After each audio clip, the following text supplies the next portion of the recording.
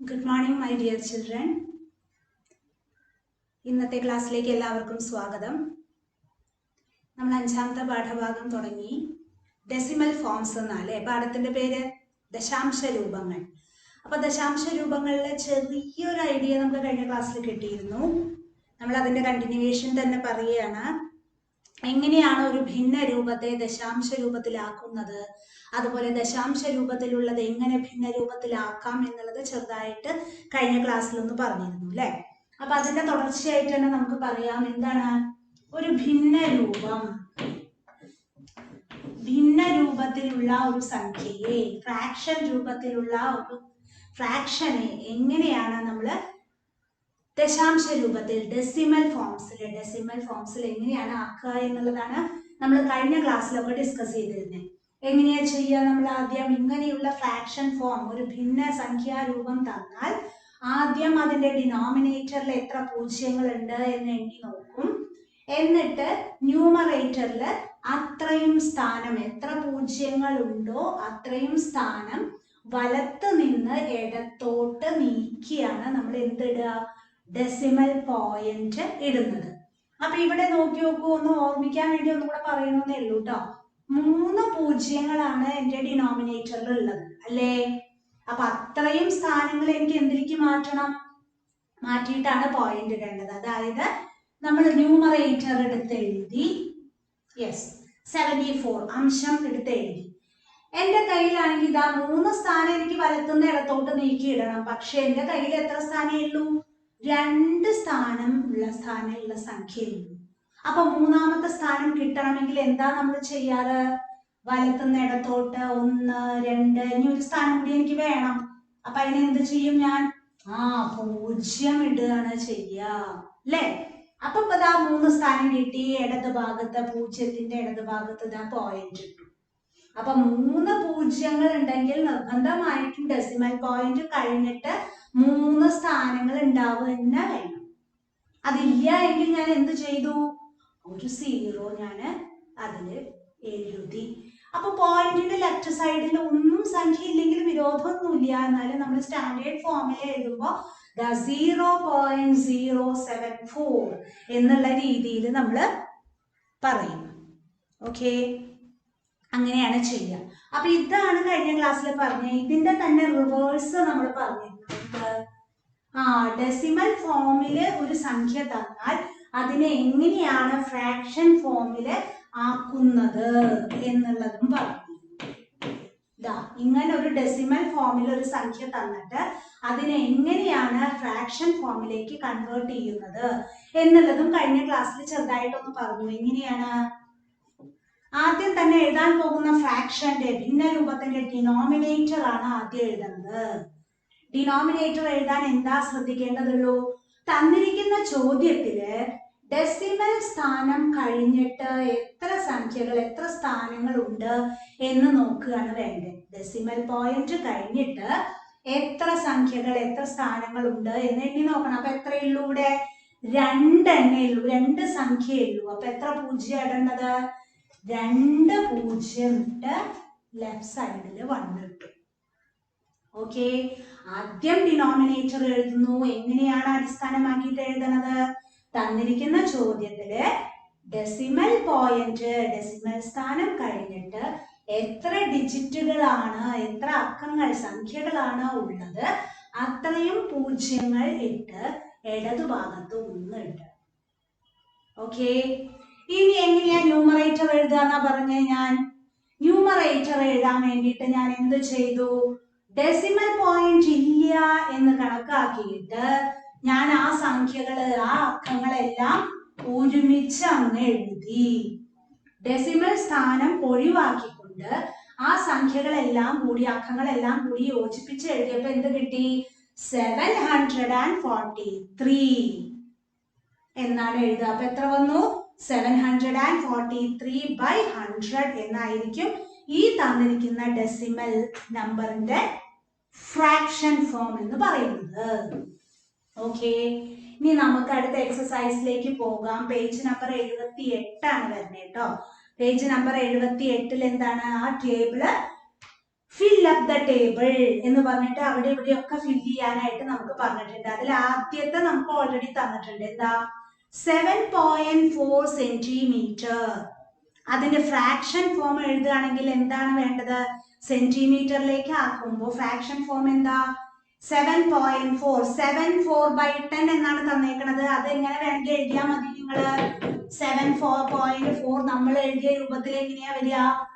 ഡിനോമിനേറ്ററില് ഒരു 0 ഇട്ട് 1 ഇടുക, മുകളില് പോയിന്റ് ഇല്ല എന്ന് വിചാരിച്ച് ഒരുമിച്ച് എഴുതുക. ഇങ്ങനെ എഴുതിയാലും മതി. 7/4 എന്ന് തന്നെ എഴുതണമെന്നില്ല. 74/10 ഫ്രാക്ഷൻ ഫോം ആക്കുക എന്നുള്ളതേ ഉള്ളൂ. 74/10 അത് മിക്സഡ് ഫോം ആക്കുമ്പോൾ 74/10 വരിക.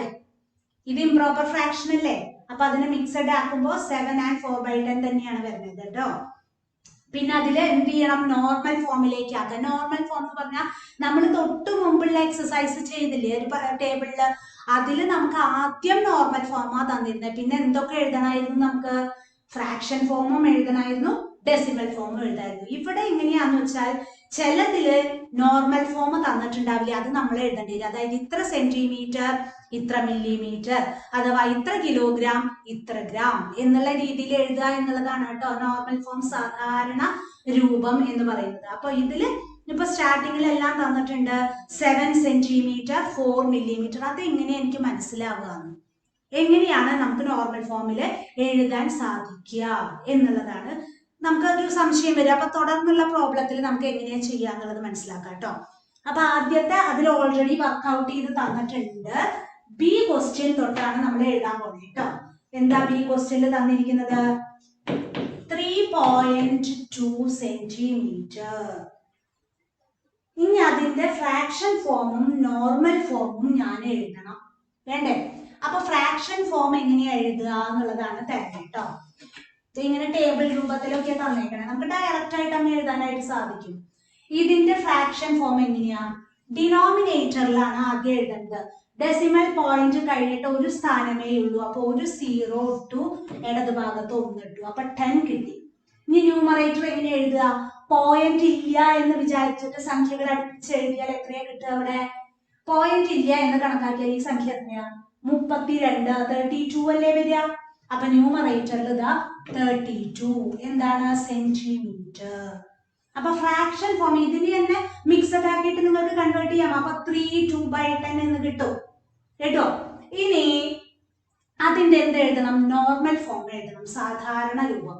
അപ്പൊ അതെങ്ങനെ എഴുതുക? നമുക്ക് തന്നിരിക്കുന്ന യൂണിറ്റിന്റെ തൊട്ട് താഴെയുള്ള യൂണിറ്റ് ആയിരിക്കും എപ്പോഴും ഡെസിമൽ പോയിന്റ് കഴിഞ്ഞിട്ടുള്ള സംഖ്യയുടെ കൂടെ എഴുതേണ്ടത്. മനസ്സിലായില്ല?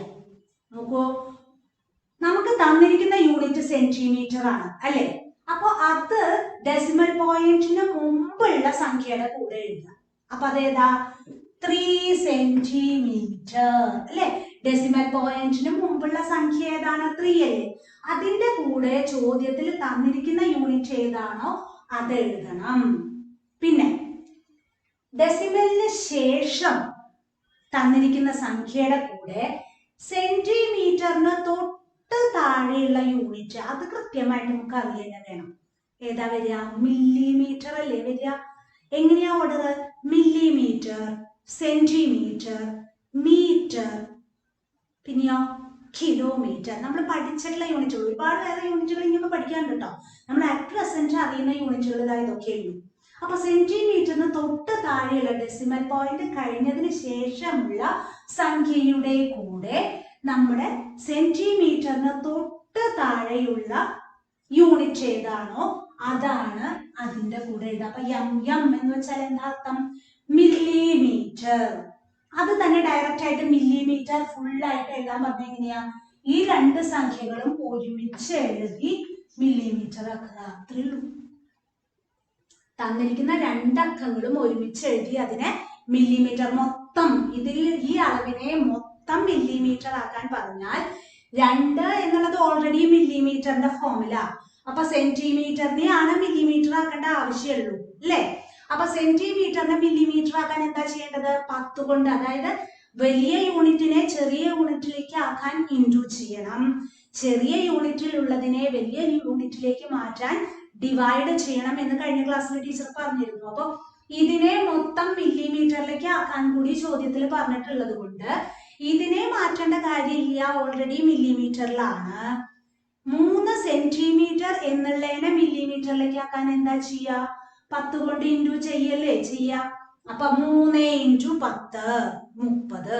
അതിന്റെ കൂടെ ഈ 2 മില്ലിമീറ്റർ കൂടി കൂട്ടിയിട്ടാണ് നമുക്ക് എന്ത് കിട്ടിയത്? 32 മില്ലിമീറ്റർ എന്ന് കിട്ടിയത് കേട്ടോ. ഇനി സി ക്വസ്റ്റ്യൻ എന്താണ്? സി ക്വസ്റ്റ്യൻ ആദ്യത്തെ തന്നെ 7 മില്ലിമീറ്ററിനെ തന്നിട്ടുള്ളൂ. 7 മില്ലിമീറ്റർ ഇവിടെ തന്നിട്ടുണ്ട്. 7 മില്ലിമീറ്റർ തന്നിട്ടുണ്ട്. ഇതൊക്കെ എനിക്ക് ഫില്ല് ചെയ്യാനുള്ളത്. അപ്പൊ ആദ്യം 7 മില്ലിമീറ്ററിനെ എന്താക്കി മാറ്റുക? വേണ്ട സെന്റിമീറ്ററിലേക്കാണ് നമുക്ക് കിട്ടേണ്ടത് കേട്ടോ. 2 സെന്റിമീറ്ററിലേക്കാണ് കിട്ടേണ്ടത്. അപ്പൊ ആദ്യം ഫ്രാക്ഷൻ ഫോം എത്രയാന്ന് പറയൂ? മില്ലിമീറ്ററിനെ സെന്റിമീറ്ററിലേക്ക് ആക്കാൻ നമ്മൾ തന്നിട്ടുള്ള ടേബിള് നന്നായിട്ട് മനസ്സിലാക്കിയാലേ ഇത് ചെയ്യാൻ പറ്റുള്ളൂ കേട്ടോ. മില്ലിമീറ്ററിനെ സെന്റിമീറ്ററിലേക്ക് ആക്കാൻ എന്താ ചെയ്യേണ്ടത്?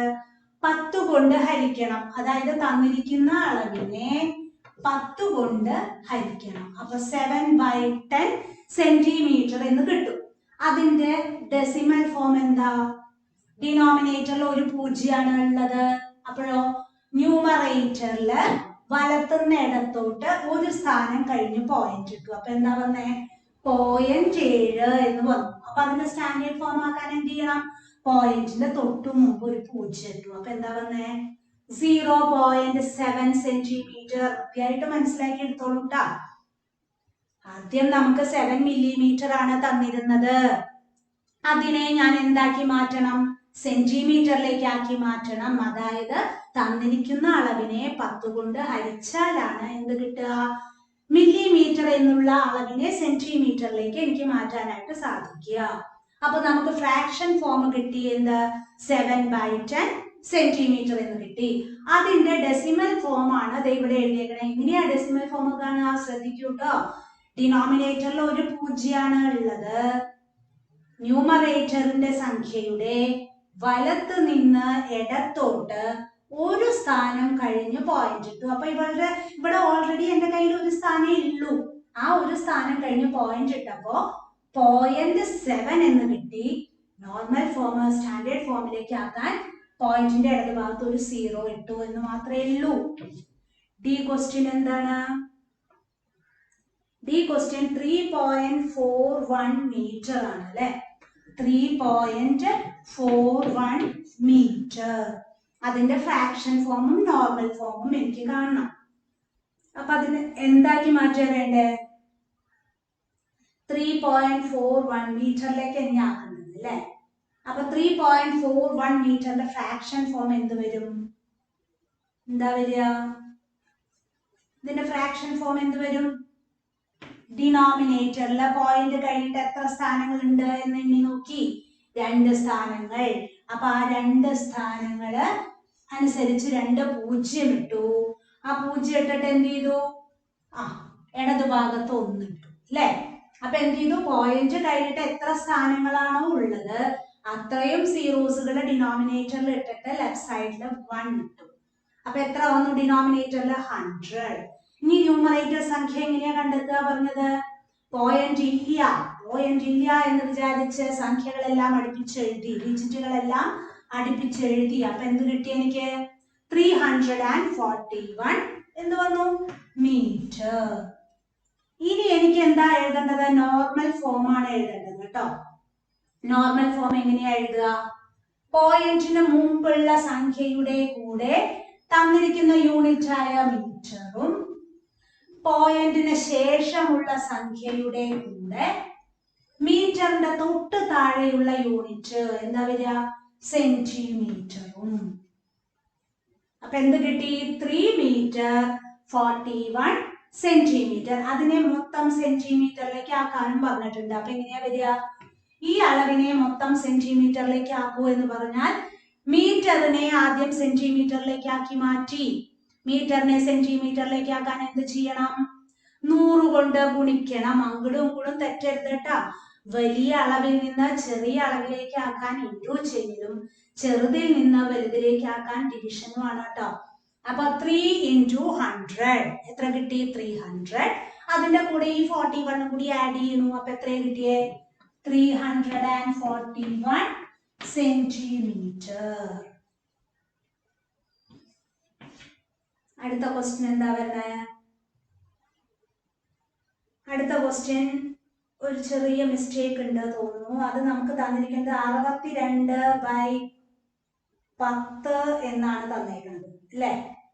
62/10 അല്ലേ തന്നേക്കുന്നത്? അതെ, 62/10 ആണ് ഇവിടെ തന്നേക്കുന്നത്.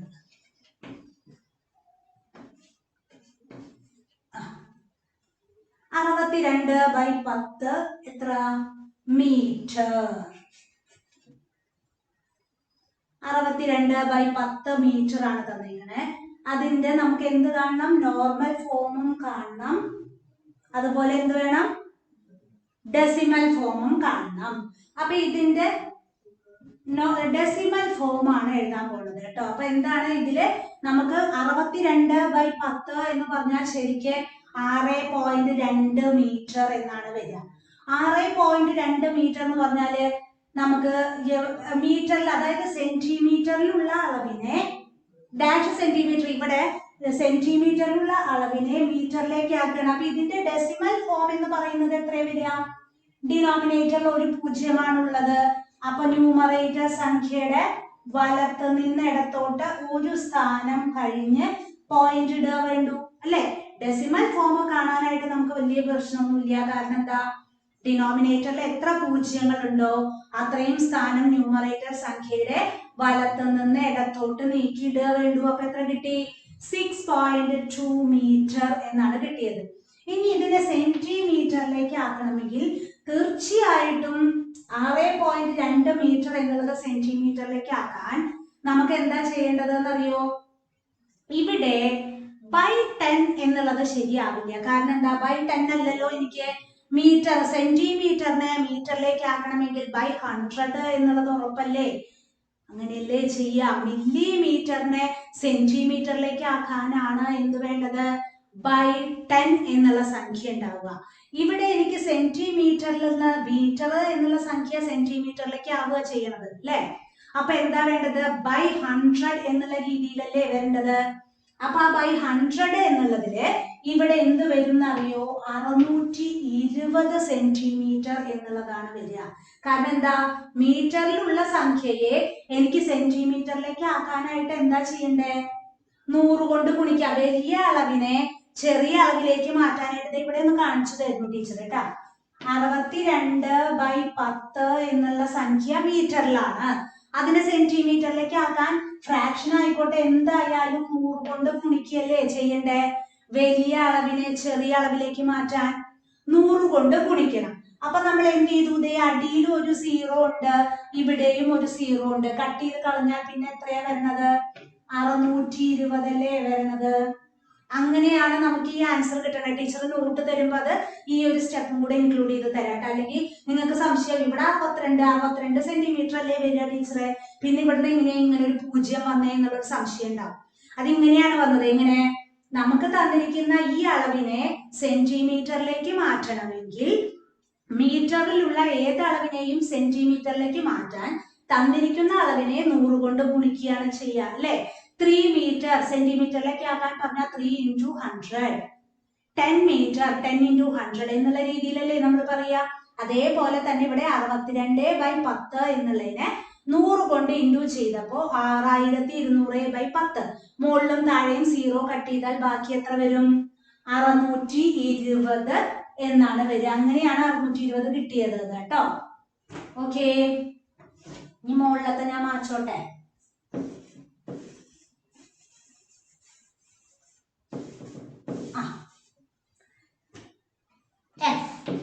എഫ് എന്താ ചോദ്യം? കുറച്ച് ചെയ്ത് കഴിഞ്ഞാൽ ബാക്കി നിങ്ങളോട് ചെയ്യാം, ഹോംവർക്ക് പറയും കേട്ടോ. അടുത്തത് 5.346 കിലോഗ്രാം. 5.346 kg. ഫ്രാക്ഷൻ ഫോം എഴുതാൻ ഈസി ആയിട്ട് പറ്റുമല്ലോ. എങ്ങനെയാ? ഡെസിമൽ കഴിഞ്ഞിട്ട് 3 സ്ഥാനങ്ങളുണ്ട്. 3 0 ഇട്ടു, ഇടത് ഭാഗത്ത് 1 ഇട്ടു. ഡെസിമൽ ഇല്ല എന്ന് കണക്കാക്കിയിട്ട് സംഖ്യകൾ അടുപ്പിച്ച് എഴുതി. 5346 യൂണിറ്റ് ആയ യൂണിറ്റ് kg എഴുതി. കണ്ടോ ഫ്രാക്ഷൻ ഫോം കിട്ടിയത്? ഇനി അതിന്റെ എന്തുകൂടെ കിട്ടണം? നോർമൽ ഫോമും കൂടി കിട്ടണം. അപ്പൊ ഡെസിമലിന് തൊട്ട് മുമ്പുള്ള സംഖ്യയുടെ കൂടെ തന്നിരിക്കുന്ന യൂണിറ്റ് എഴുതി, ഡെസിമലിന് ശേഷമുള്ള സംഖ്യയുടെ കൂടെ 346 ആണ്, കിലോഗ്രാമിന്റെ തൊട്ട് മുമ്പുള്ള ഗ്രാം എഴുതി, അതിനെ മൊത്തം ഗ്രാമിലേക്ക് ആക്കാൻ ചോദ്യത്തിൽ പറഞ്ഞിട്ടുണ്ട്. അപ്പൊ എന്ത് ചെയ്തു? 5346 ഗ്രാം എന്ന ആൻസർ കിട്ടും. ഓക്കെ, ഇനി ഒരു 4 പ്രോബ്ലം കൂടി ഉണ്ട്. ആ 4 പ്രോബ്ലം നിങ്ങൾ എന്ത് ചെയ്യണം? ആ ടേബിളില് അത് ഹോംവർക്ക് ആയിട്ട് ചെയ്തിട്ട് വരണം കേട്ടോ. ആ ടേബിളിലുള്ള 4 ക്വസ്റ്റ്യൻസും കൂടി ഉണ്ട്, അത് ഹോംവർക്ക് ആയിട്ട് ചെയ്യണം. ഓക്കെ, നെക്സ്റ്റ് നമുക്ക് പോവുകയാണ്. നെക്സ്റ്റ് ടോപ്പിക്കിലേക്ക് പോവുകയാണ്. തിരിച്ചും മറിച്ചും. എന്താണ് തിരിച്ചും മറിച്ചും? വൺ ഫ്രാക്ഷൻ, ഒരു തിരിച്ചും മറിച്ചല്ല, ഒരു ഭിന്നം പല രൂപം. വൺ ഫ്രാക്ഷൻ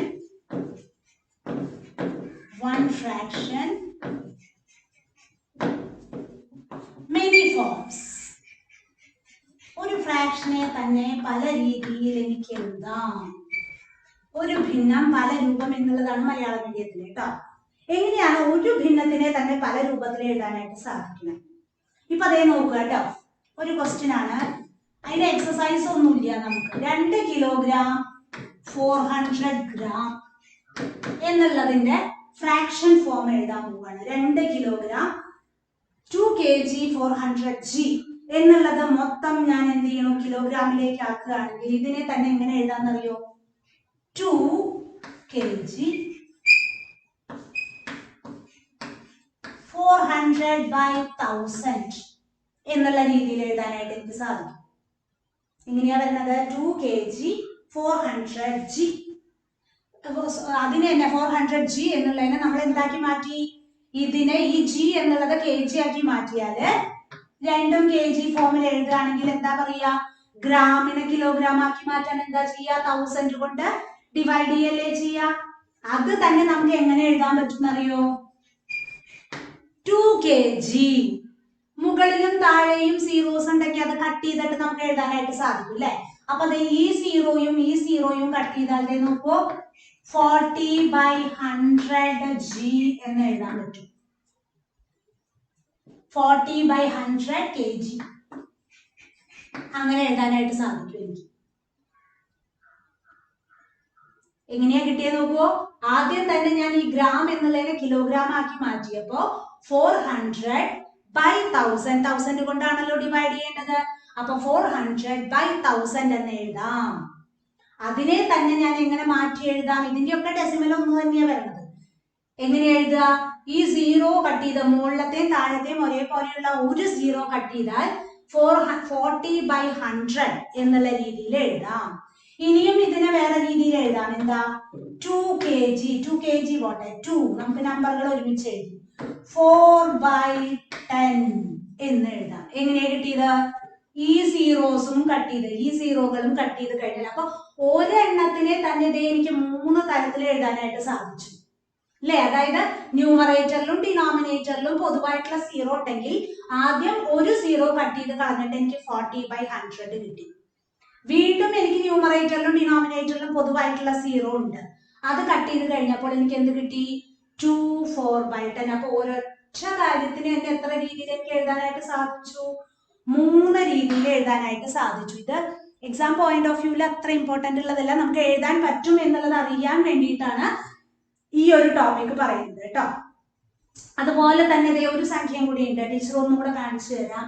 3 ലിറ്റർ 400 അല്ലെങ്കിൽ 500 milli litre, 3 litre 500 milli litre. ഇതിന് തന്നെ എനിക്ക് എന്താ എഴുതാൻ പറ്റും? 3/500/1000 ലിറ്റർ. എന്താണ്ടായേ? ഈ മില്ലി ലിറ്ററിനെ ലിറ്ററിലേക്ക് ആക്കി എഴുതിയേ ഉള്ളൂ, സംഖ്യകൾ ഒരുമിച്ച് എഴുതി.